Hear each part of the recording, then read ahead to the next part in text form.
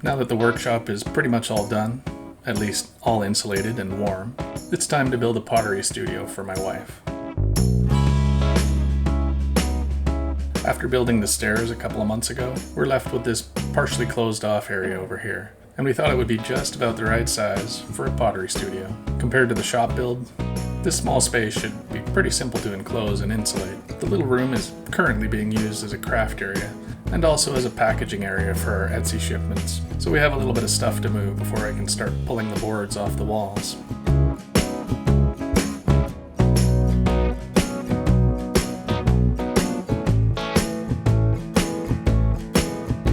I'll also need to pull all these cupboards down.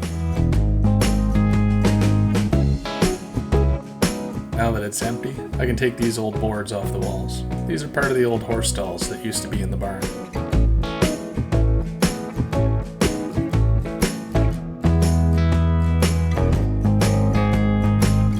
I plan to use these boards for some projects in the future. I've pulled a lot of these boards off the barn walls so far, and I'm always surprised at what I find behind them.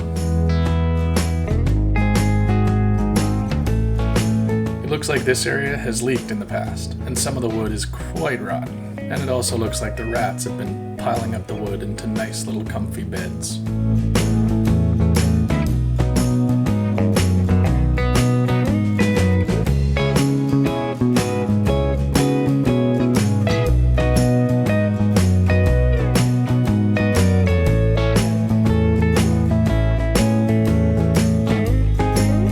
After clearing all of that out, I'm ready to continue pulling the rest of the boards off the walls. And this is it, after all the boards are removed and it's all cleaned up. One of the first tasks is going to be to add an electrical outlet. We're going to need power for the pottery wheel and a heater.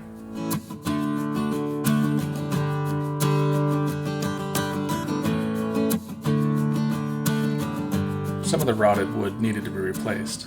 The 2x4 that was in this space was completely turned to dust, so I attached another one with the ram set nailer. Just like in the shop, I'm going to use rock wool insulation for the studio. In my mind, it's the best option because it's water resistant and the pests don't like it as much as the pink insulation. I've seen a lot of rat's nests in the pink insulation that I've already removed from the barn.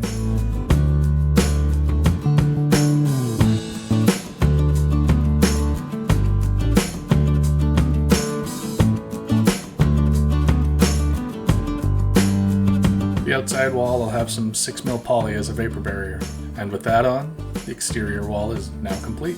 Now to insulate the interior wall by the stairs.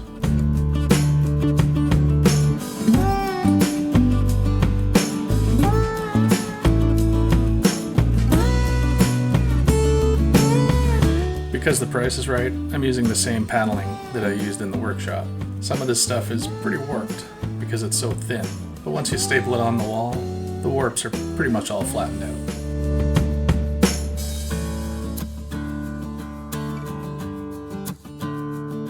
I guess if we want to be able to heat this space, I better add one more wall to completely enclose the studio.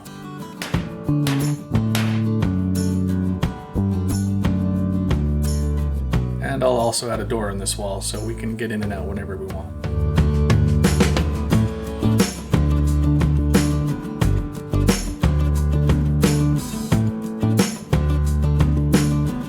The new wall has a challenging shape here to try and cut into the paneling, so I thought I'd use this contour gauge and see if that helps. That turned out pretty well, though my first marks were way off, but that's why you measure twice and cut once. And this is one of the rare times that I actually followed that rule. Once that new wall is done, it's time to unbox the new pottery wheel.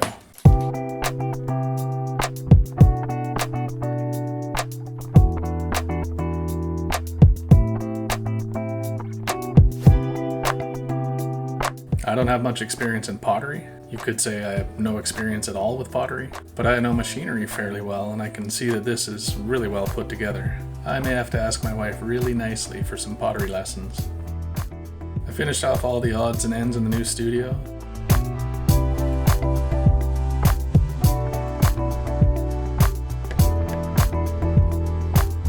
So now it's time to move the wheel into the space and get started on making some stuff. The plan is to eventually add some shelving and some counter space and some cupboards and drawers into the studio, but those are going to have to wait for a little bit.